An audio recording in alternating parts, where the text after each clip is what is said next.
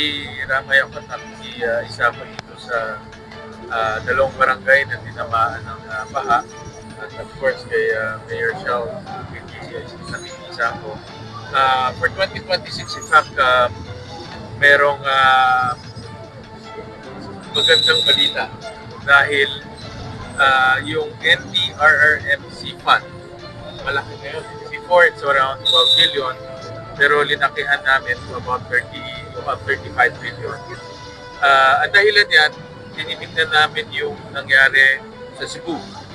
Dahil meron silang dalawang bagyo, isang lindol at sa Bohol rin.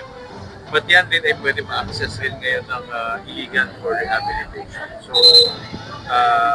kami ni Mayor and see how we can help Iligan para ma-access yung funds. On top of that, I'm sure alam na rin ni Mayor yung LGSF. LGSF, ito yung Local Government Support Fund. Lumaki rin this year about 60 billion actually.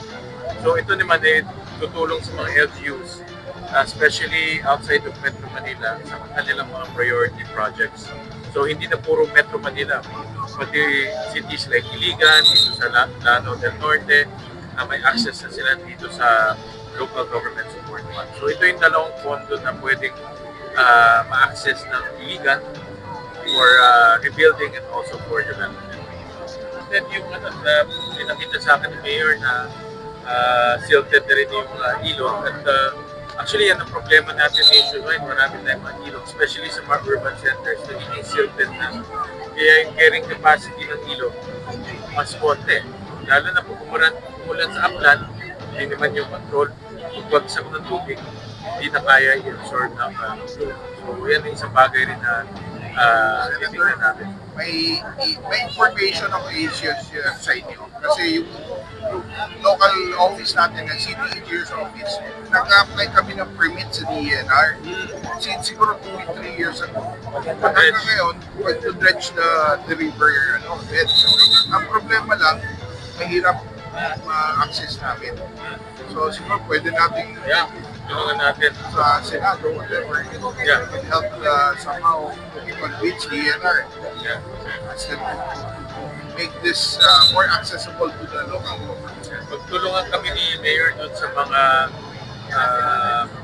kailangan gawin ng Iligan para ma-maintain itong ilog.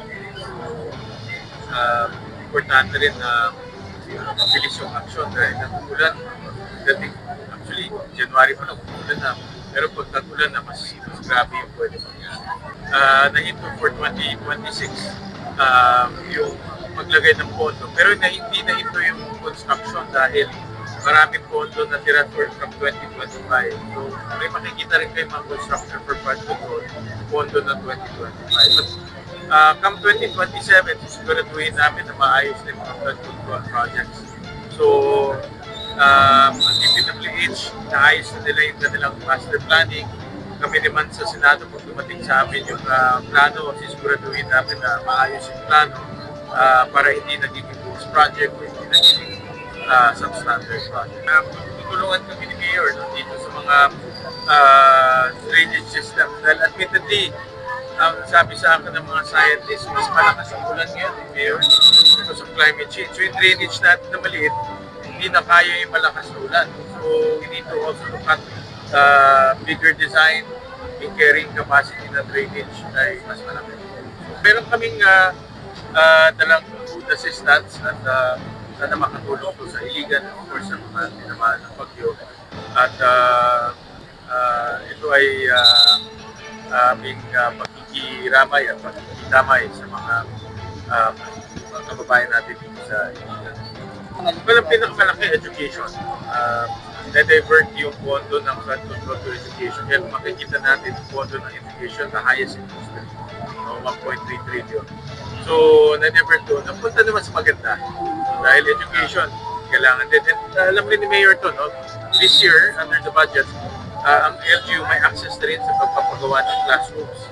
So, signing is coming Monday, yeah, I'll be there also, Mayor. So, this Monday, sa Malacanang may signing, yung mga cities pwede na mag-download ng pondo para cities na magpatayo ng mga classroom para mabilis. Dati pag magpatayo ng classroom, tatawag na po si Pasig sa Metro Manila. Ngayon, diretso na sa Iligan. Well, nakikipag-ugnayan kami kay Mayor at ang DSWD, tuloy-tuloy rin man ang suporta. Of course, ito partnership with the LGU, a partnership with the national government. Kami naman ang aming ambag ay pondo. So, tuloy-tuloy naman itong coordination. But yun na nga, no, ang pinakamagandang nangyari actually ay malaki yung pondo for disaster this 2026 na may access sa mga local governments. Kasi gagawa yung kanilang local disaster council ng assessment, isasabit yan at doon magiging basis kung magkano yung Meron pa tayong, sabi ko ni ngayon siya, final data, 1,390 house damage, totally wiped out. Yeah. Ano pong may tutulong dito sa Well, Senado? isa sa mga may pondo rin this year is yung sa Department of Housing.